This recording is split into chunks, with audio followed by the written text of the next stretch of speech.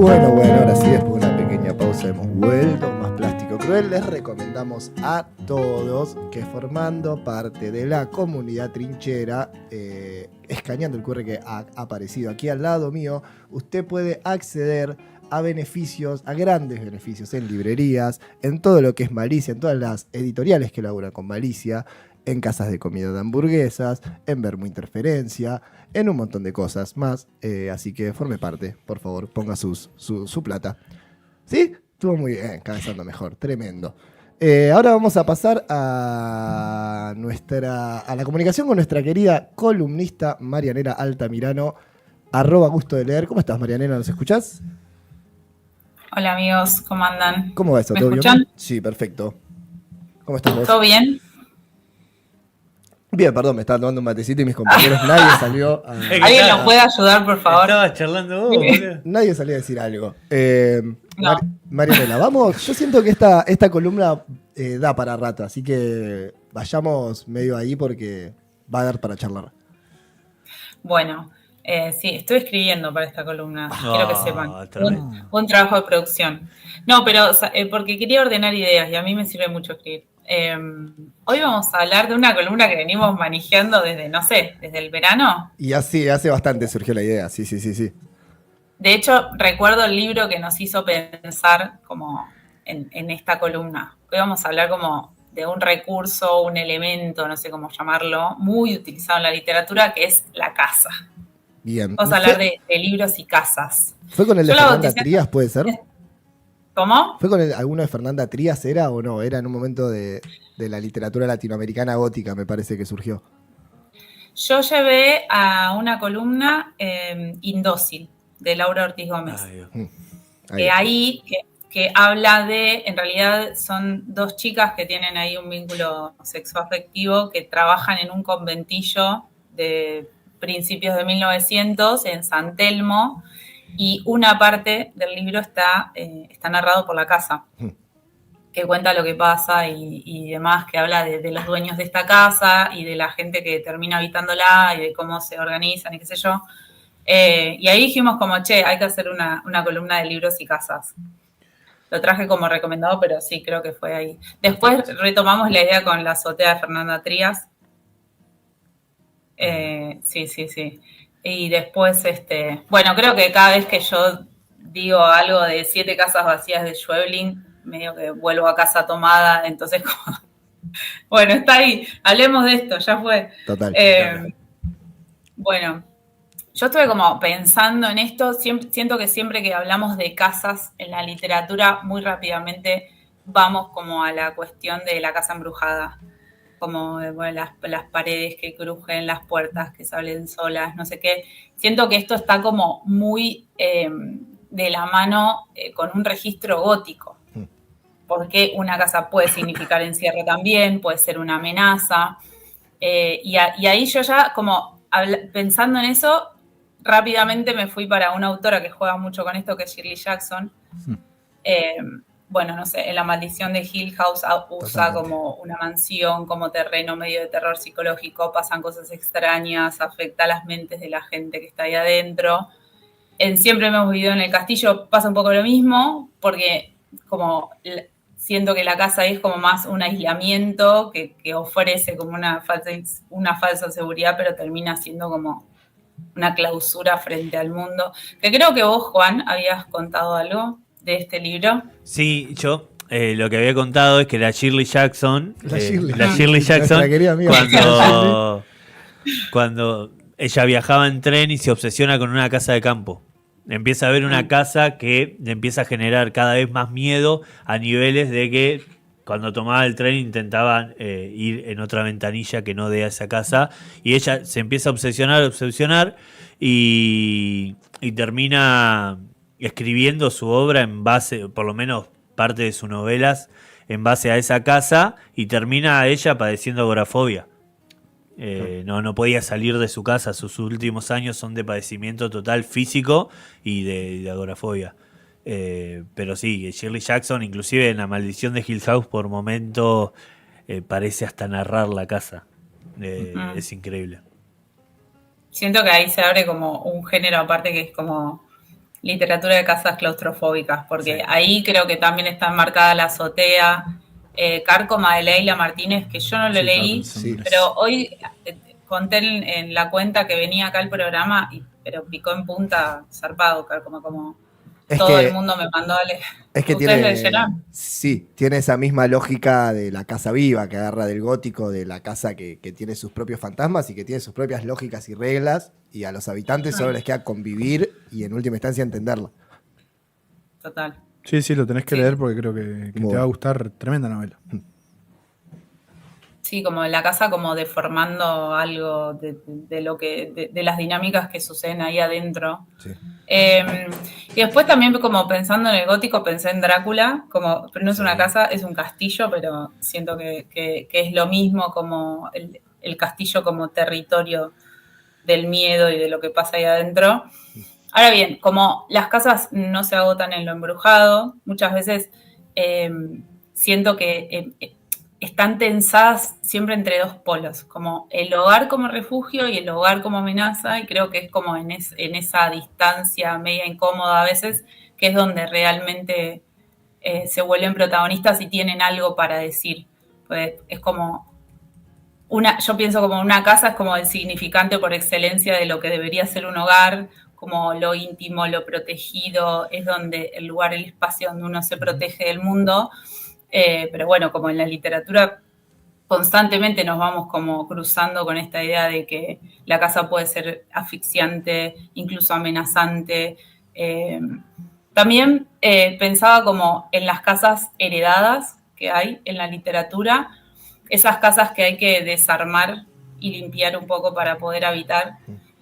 Yo hoy pensaba en la columna y siento que siempre hablo de los mismos libros, pero es porque realmente me gustaron mucho. Pero en La mano que cura, el de Lina María Parrochoa, que ya lo nombré un montón de veces acá, ella tiene que desarmar la biblioteca del padre y para eso vuelve a habitar a esa casa, vuelve a vivir a esa casa con su mamá durante un tiempo, el tiempo que le lleva a ordenar esa biblioteca, y creo que es un poco eso, como volver a las raíces, a donde uno se crió, creo que un poco también con la ilusión de que ahí hay algo o de que ahí se puede recuperar algo, y en realidad no, pero sí siento que hay como un género también ahí, ¿no? Como el género de volver a casa, como qué cosas se encuentra uno volviendo un poco ahí. Sí, referir un poco de también toda casa tiene un pasado y ese pasado parece estar sepultado en las paredes, en todo lo que compone la casa. Sí, la casa como memoria, Tal cual. ¿no? Bueno, a mí la referencia que se me viene siempre va más para el lado del oscuro del terror. Me pareció muy piola la diferenciación entre el refugio y lo que es amenazante. Y a mí se me vino que en la cabeza Serenos en la Noche, Sí. de Eber Román, que es una casa embrujada, que lo que tiene dentro es una memoria de una historia de una pareja en dictadura y de un desaparecido, y también entra ahí. Y entra con todas las reglas del gótico, casi como un cliché. Bueno, la casa de los conejos. Sí, Total. Claro. Tipo, la casa es un espacio de memoria y de secretos y de amenaza. Sí, Que- sí, total. Sí, y obvio que vos decías el castillo, ponele, la mansión, digo, si abrimos más el panorama y hablamos como de una estructura que funcione como un hogar, está la hostería de Mariana Enríquez. sí, Mm. lo Del cuento. total. Sí, sí, sí.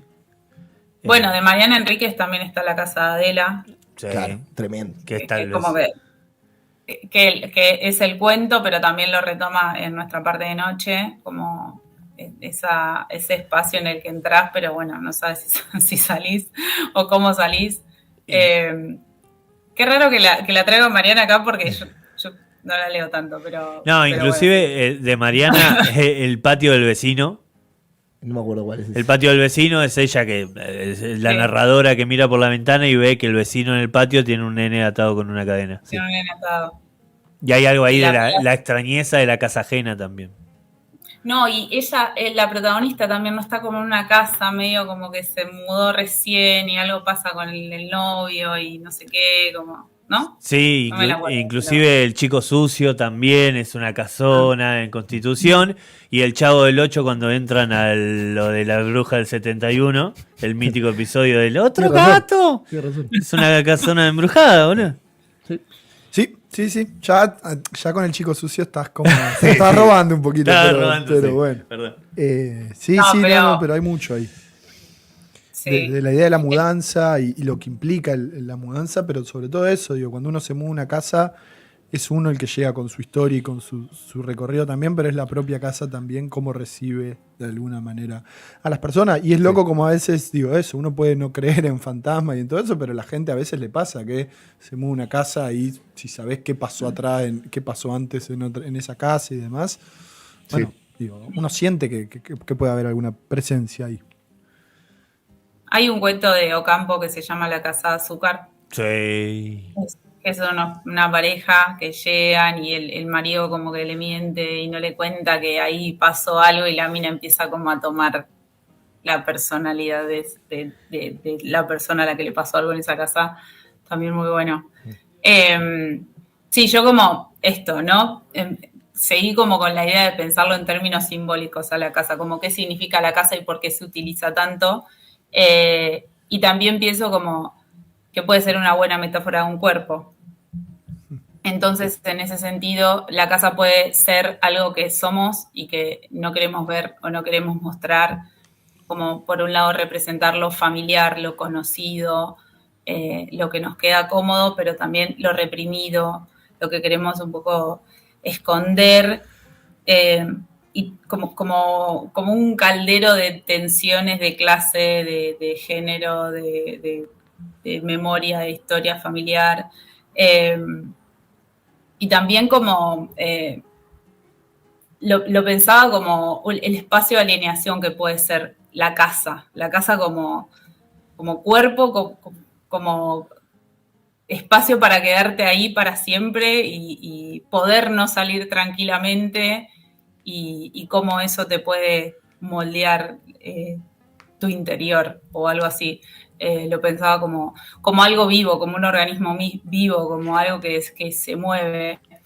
En ese sentido pensaba en el último de Flor Canosa, que todavía no lo leí, Total. pero el otro día me compartió un fragmento, Lucho.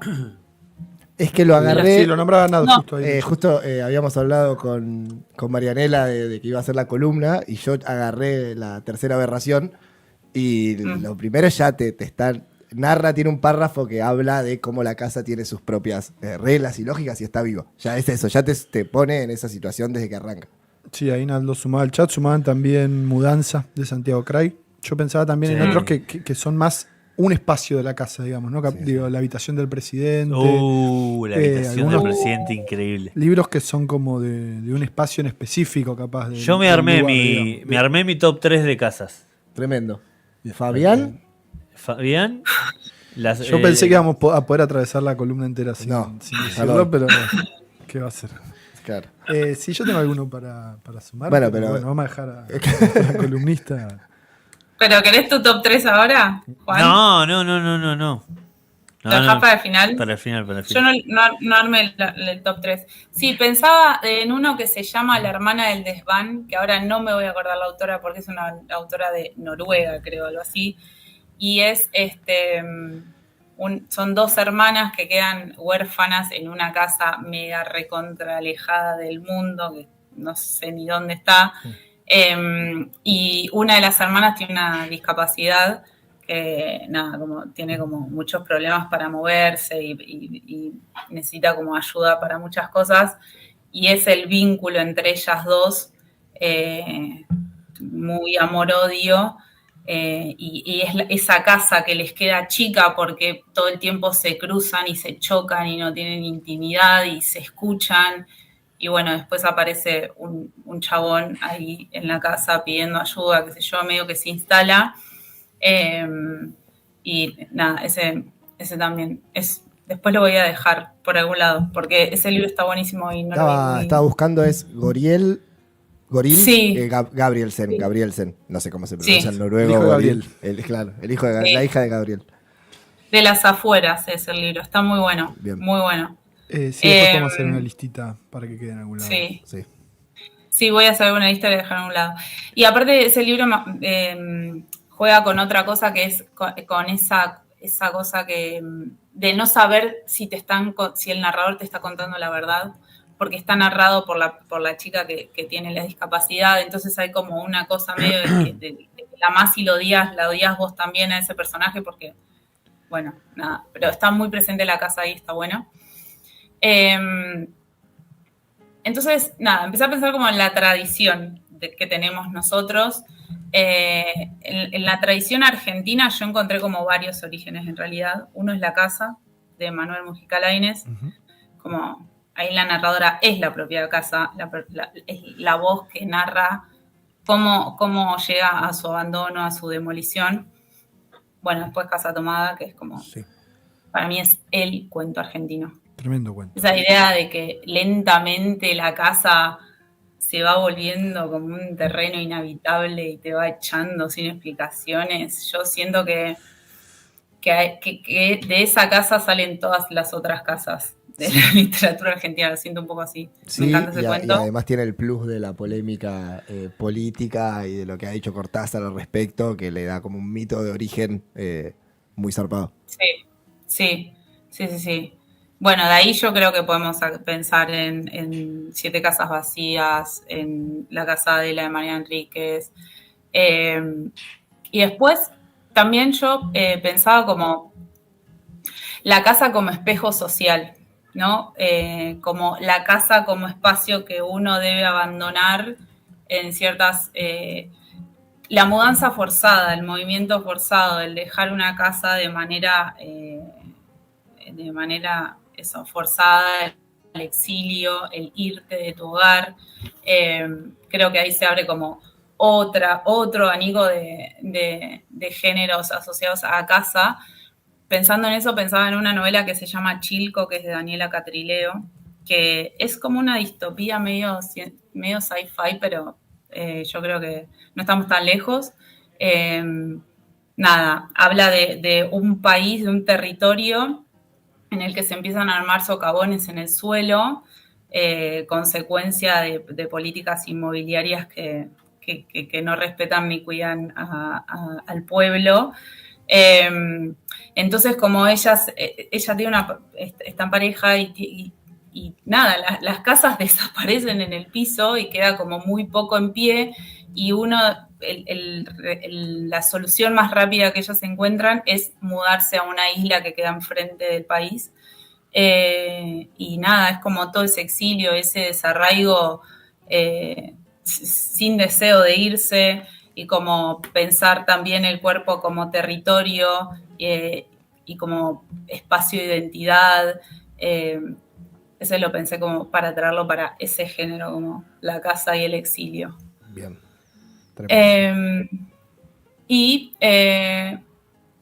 Nada, pensaba como también, como volviendo a esto de por qué la casa, creo que es el recurso porque ahí se juega como lo más íntimo de uno, como para hablar y para construir un personaje como bien a la raíz. Qué mejor que hablar de la casa o las paredes en las que se crió, se formó esa persona.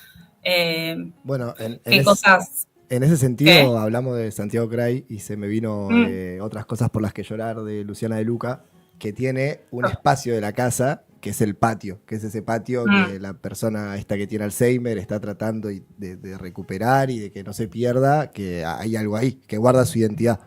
Sí, como en ciertos momentos uno de soledad o de angustia o de lo que sea también encuentra cierto refugio ahí. Digo, también para ir sumando a la lista, se me venía el cuento El empapelado amarillo, no sé si lo leyeron. Total.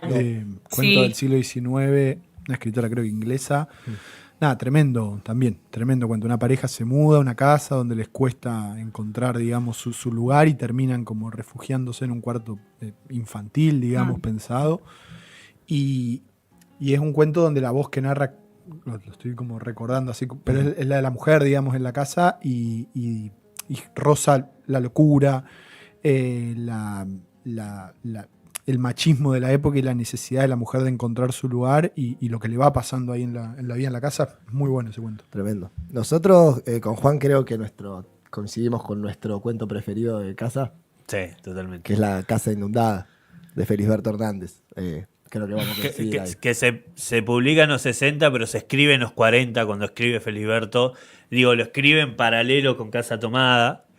Y es un cuento que viene a regenerar la casa, a darle otra forma. Es un escritor venido a menos, un cuentista fracasado, que lo contratan de remero en una señora muy grande, está descrita así, que inundó su chalet, digamos, y se maneja en bote por adentro de la casa. Se convierte como en una Venecia total que Es tiene sus propias increíble. calles, que tiene sus islotes en el medio. Es tremendo. Obsesionada por si tiran una miga de pan al agua porque a la noche le llega a la cama en mal estado y se descompone y le ensucia el agua y hay unos sapos de cristales. Es una locura ese Ay, cuento. no.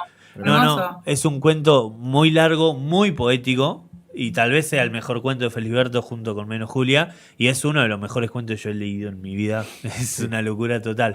Pensaba en ese y también temática agua y casa. El agua, boludo, lo había buscado. Estaban por ahí todos. El agua de Enrique Bernique, que viene una inundación y el tipo no se niega a abandonar su casa, prefiere vivir entre el agua, que el agua venga, porque en esa casa está la memoria de su mujer. Claro.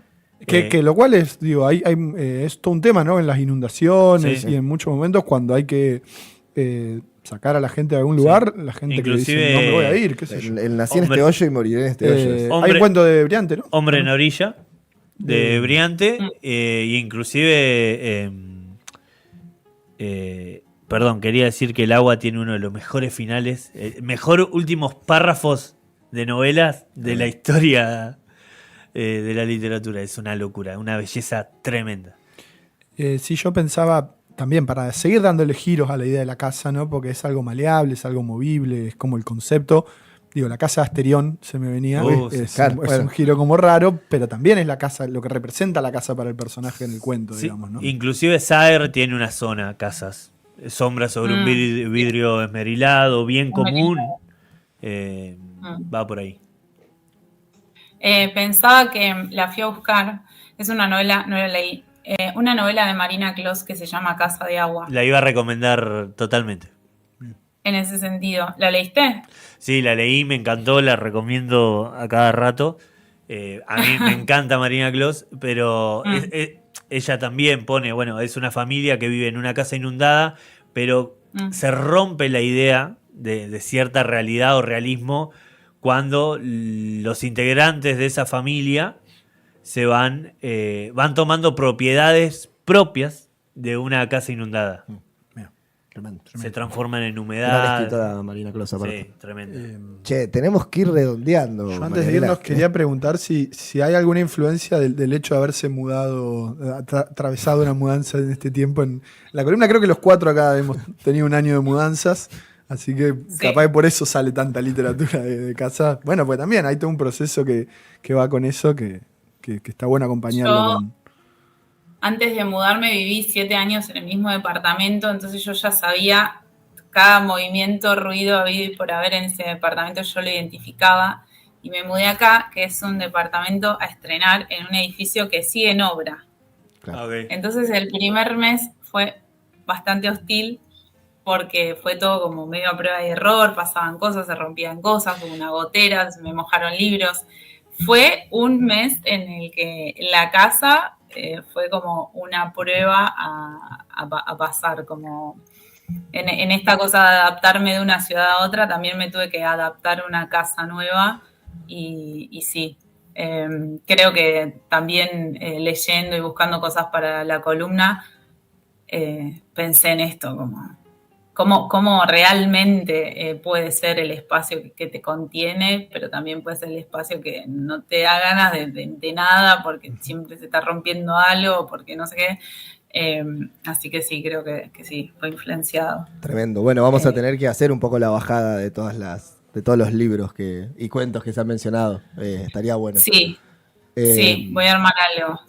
bueno. Y así queda como en algún lugar piñado. Pues yo vengo acá y como que se pierde todo esto, no sé. Queda en la nube. Queda en la nube. Queda en la nube, queda Vean la ahí que- dando. tipo, YouTube, es bien ese recorte. tipo de contenido de que tenés que estar si no te lo perdiste. Chao. Y bueno, es un poco radio verdad. Y tienen que escuchar la columna. Tienen que escuchar la columna. Otra vez, a ver dónde era, pup, lo buscá. Bueno, vamos a tener que ir cerrando, Marianela. Gracias. Gran columna y recomendamos a todos los que están escuchando que vayan a seguirla en @gusto_de_leer, que ahí tiene todas sus difusiones y sus análisis literarios. Sí.